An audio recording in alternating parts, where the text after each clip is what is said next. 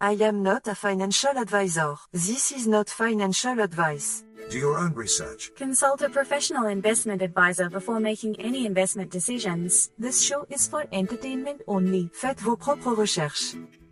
Here we are in another episode of the Simple Success Podcast. And this is financial life coaching from a happiness perspective.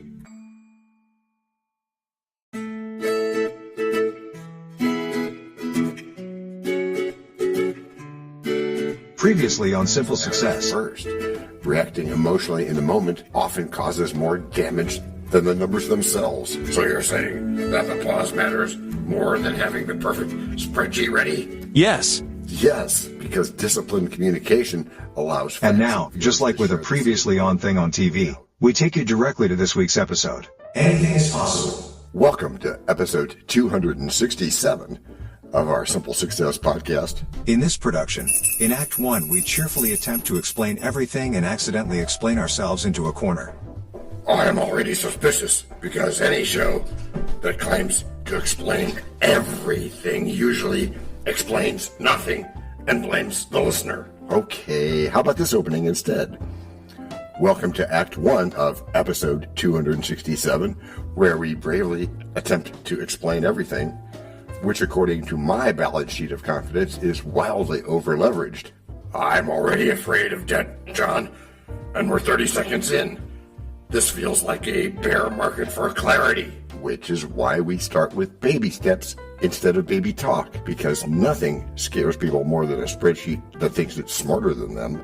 My spreadsheet, it has a fixed mindset and a Gen Z stare. It judges me silently, like a board of directors that drinks craft beer. Governance. Right, Olivia. That's a governance issue, not a personal failure. And your inner chief financial officer should call a meeting. Fine, but my board of advisors is just me, my dog, and a guy on Reddit yelling, "Get out of debt," in all caps.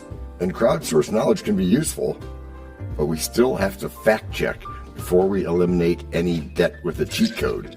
Wait, there's no cheat code? I thought Think and Grow Rich came with a Konami sequence. I'm pretty sure that's a stretch, DT, but it does come with chess techniques for life, which beats gambling on Ponzi schemes dressed up as green investing. Yeah, that's good, because my cost-benefit analysis says my last hot market decision was crazy as a pack of blind dogs in a meat house. I love that saying, and real estate will do that, especially when crazy house prices collide with loss aversion and a vision board bought at Costco. Yeah, I glued magazine yachts to mine, and now I feel emotionally attached to depreciation. And that is sunk cost fallacy with scissors. And it happens both to high net worth dreams and grocery budgets alike. So you're saying simple success is less my first million and more pay yourself first and sleep at night? I am indeed, because return on investment includes sleep and it includes relationships and not flinching every time the VIX sneezes.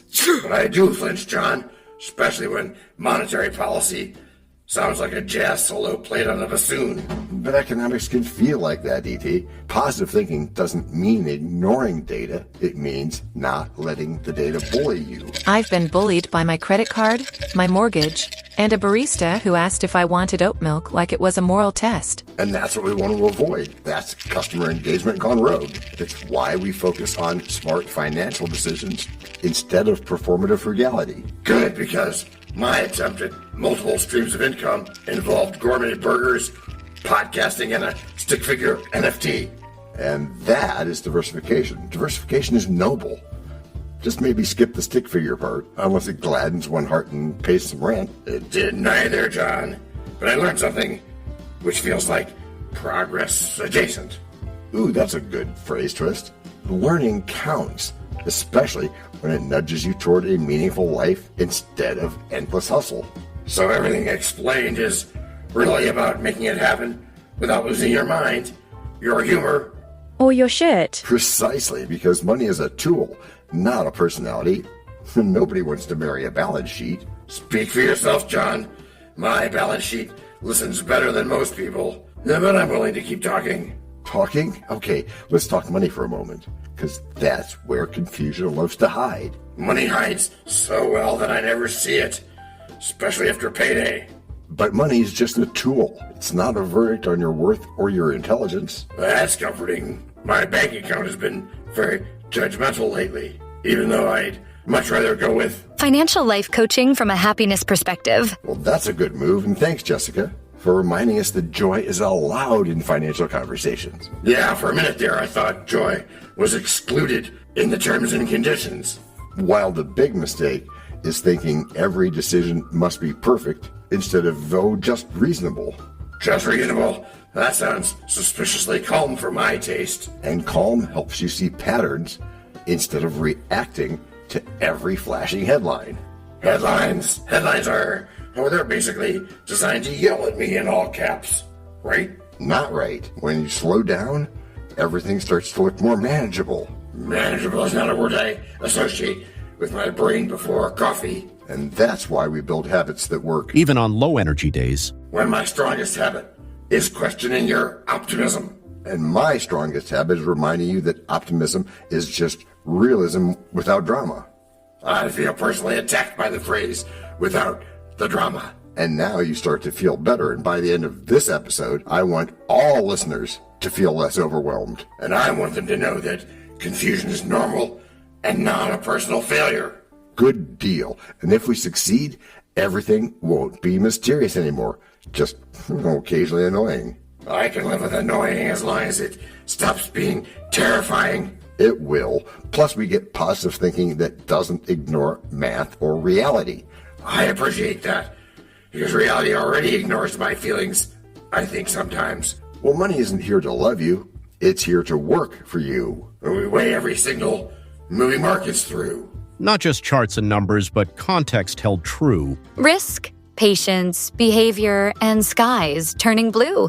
Each choice shaped by forces both old and new. When wisdom aligns, the real work feels done. While conviction compounds supremely during break number 1. I'm not trying to make doubting Thomases out of y'all. Yet you cannot tell a lie. Hey, George Washington is nigh? Obviously not. Nor is it time for the rhyme. But it is time for something. It is? Yes, it is. It's time to learn. Learn about what? Why, DT, it's time to learn about a sponsor. You know, what they make, what they do. Before we even get to act number 2? Well, yes, indeed, my friend. As our editor knows. This is the place where your message goes. We can plug it right in to the story we tell. So that no one fast forwards. Except from your well. We can build it ourselves. With approval from you. Taking action will do it. Not bragging, it's true. Starting something instead, and taking action, as you just said. Based on your beliefs. Yeah, but still not just knowing, but also doing. And as I've been saying about goals. No, sorry. Getting what you want without limiting the rights of others. That's correct, Matthew. Or yucking their yum, as is said. But still, it has to be based on your beliefs. Which are that we can bravely invite an expert so John doesn't have to pretend that Harvard Business School personally texts him advice. This is a good thing. And I'm relieved already because my fear of debt spikes whenever I hear someone say, trust me. That's fair, DT. And that's why our expert guest, Stephen, is back here today, bringing real-world advice instead of motivational posters. Good, because my vision board told me I'd have my first million by Thursday, and that feels suspicious. That's a classic optimism bias mixed with loss aversion, and also a printer paper-based business plan. But it's what you believe that really counts. Hey, Stephen, would you set the stage a bit more for us, please? Why does everything feel harder during a bear market? Yes, please, because my balance sheet now sighs when I open it. Ha! Okay, how's this? Markets compress emotions. People stop doing cost-benefit analysis and start doing panic choreography. I like that. And panic choreography explains a lot of what I see on social media. Especially the follow me out of debt people who look oh so very tired. Tell me about it. Debt fear is powerful, which is why baby steps work better than dramatic financial vows. So, no lightning round where everyone eliminates my debt in 60 seconds? That's disappointing. I already stretched. We're working on that. We'll be sure to let you know. For now, sustainable progress gladdens one's heart more than flashy wins that collapse later. And that sounds like simple success, not just viral success. The viral success gave my cousin a podcast, a hoodie, and 0 return on investment. Multiple streams of income still require one stream of discipline. Well, of course, discipline is the least marketable product in the hospitality industry and finance alike. True. Nobody tips for restraint or a fixed income strategy, do they? Fixed income is boring until volatility shows up wearing clown shoes. Yeah, that's funny, Steven. That's when the VIX becomes everyone's unwanted roommate. Yeah, and mine eats groceries and whispers what if at night. Positive thinking isn't denial. It's refusing to let noise rewrite your mission statement. I like that. Less noise, more meaning, fewer emotional overdrafts. Oh yeah, my emotional overdraft fee is shame, and it compounds daily. Growth mindset means learning without self-flagellation or spreadsheet theatrics. Spreadsheet theatrics? Oh, that's cool. That's my new band name. I'd attend that concert, but only if sound design is included. Humor helps retention, which is why education beats fear-based monetization. And that explains why Ponzi schemes hate jokes and love urgency. They also love telling me I'm special 5 minutes after meeting me. Real advisors ask questions before offering solutions. Like, what kind of life are you actually trying to create? That's one of the things I'd ask. Not the one where I have a fit of the vapors every time the market sneezes. Meaningful life planning integrates money, values, and patience. Well, patience is cheaper than hard money, and it's easier to refinance. That's good because refinancing my personality would be expensive. Long-term thinking always looks dull right before it works. And that is the paradox. We want excitement, but stability pays better. So everything explained is mostly slowing down, paying attention, and not panicking. Yeah, you could say that. Fewer shortcuts and more awareness is a good thing too. That sounds reasonable. No more of this diary of a wimpy goal stuff. That's right. We weigh habits, timing, and whether risk feels rough. Not just numbers alone, but context shaping enough. Emotions, patience, cycles, testing how we're tough. Each choice gains meaning when the picture feels full buff.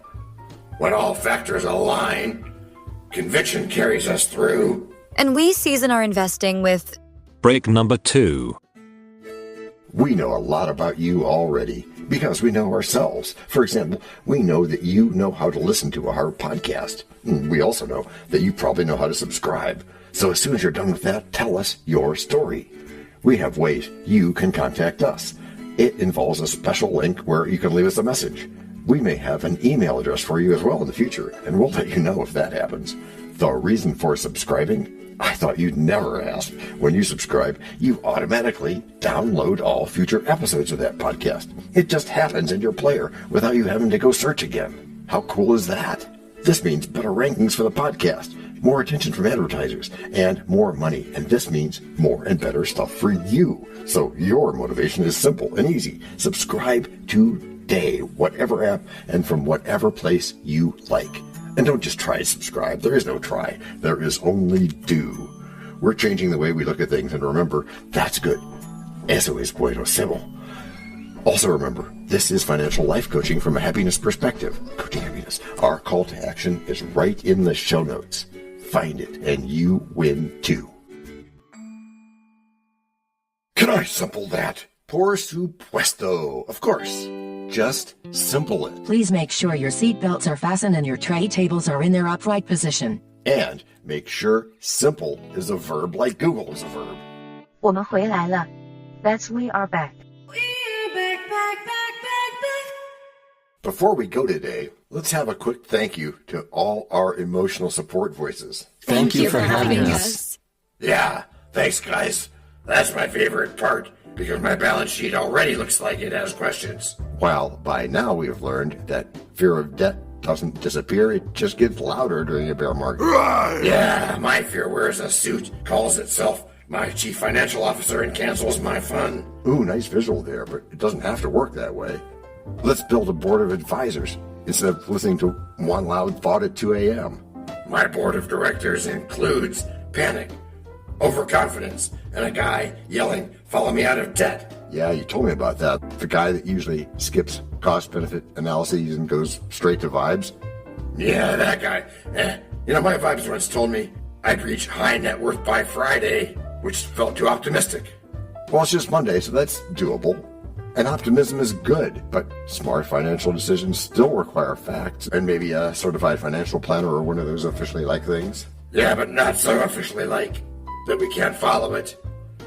I tried to fact check a TikTok once and nearly had a fit of the vapors. Social media has strong customer engagement and weak fiduciary duty. It does? Yeah, it does, agreed. Especially when someone promises to eliminate my debt with a whiteboard. And we've also learned that good debt versus bad debt is less dramatic than it sounds. Yes, we have. But bad debt still sneaks up like the Vicks wearing clown shoes. So we remain careful about that, and some thoughts can make us cling to bad ideas just because we already paid for them. That's my son, cost fallacy speaking through a vision board. Complex. So let's break it down.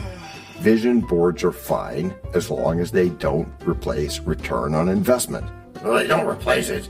They inspire it. Mine has yachts and a stick figure in the phrase "my first million." Which is good. We just add simple. Simple success is usually less glamorous and more repeatable, but audacious goals are required, and you must be prepared to repeat them, and you are. Yeah, I am. Repeatable sounds boring, but my nervous system just loves it. And it should.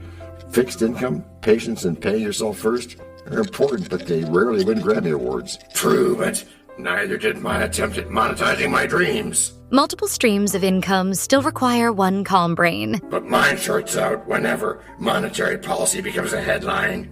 And that's when we zoom back out and actually what creates a meaningful life. Oh, not refreshing my portfolio like a search engine, apparently. No, getting the important details, the real-world advice, the things that often sound like slow down and check again. Which is not what a hot market wants to hear. That's true, Roger. Real estate investing and careers all reward people who don't panic. I'm working on that, John, but my growth mindset is still buffering. Buffering is okay. Take your time, you mindless convocation of snails. Progress counts even when it feels unremarkable. That's good, because remarkable makes me nervous. And in the end, money should support your mission statement, not replace it. So everything I explained is really about building a life that doesn't fight back. And winning. And also financial life coaching from a happiness perspective. Because creating a life you love beats winning an argument with your spreadsheet. I hate to admit it, John, but that explanation makes sense. Which is how you've all gotten good. Gracias por escuchar. Salut. À la prochaine. No robots were harmed in the making of this podcast. No dogs were shot either. This podcast and our other podcast are productions of Little Red Hen Industries. Part of the Sonic Boom Network, where we do the hard work for you. And Rishi helps our hen bake the bread by giving credit to these great people. Techno King, John Brandy. That's me. Alter Ego, Doubting Thomas. And that's me. Fact Checker, Napoleon Bonaparte. Social Manager, Abraham Lincoln. Always on the internet's inner tubes whatever. Media Expert, Augustus Caesar. Psychologist, William James. Sound Designer, Les Paul. Thank you for inventing multitrack. Language Consultant, Leah, the French do-your-own research lady. Cough, cough, cough. Videographer, Ertaman Koshki. Lights, camera, action. Inspiration, many podcasts and other sources, and of course Napoleon Hill. Additional inspiration and thanks go to Steve Jobs, Joseph Allen, Charles Darwin, Leonardo da Vinci, Henry David Thoreau, Abigail Adams, Jonathan Livingstone Seagull, and the Stick Figure. Quick disclaimer here. Many sentences contained in our podcasts are of a very dangerous length and were performed by highly trained vocal practitioners. On no account should inexperienced life forms attempt to imitate them without proper medical, jaw, and lung supervision.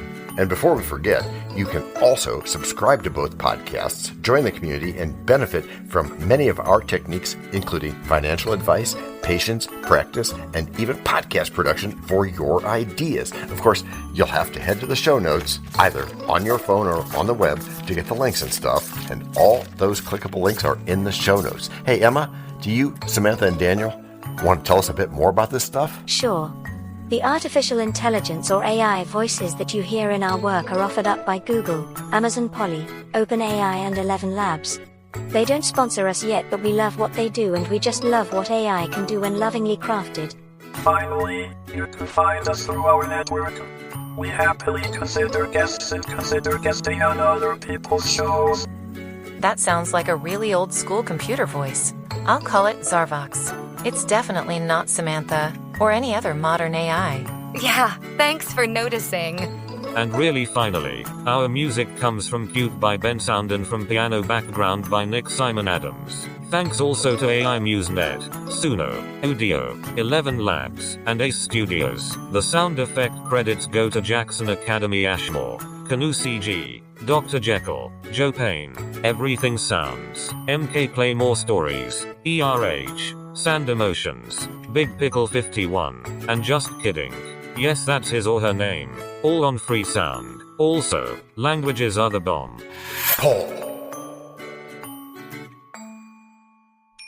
Let me be clear.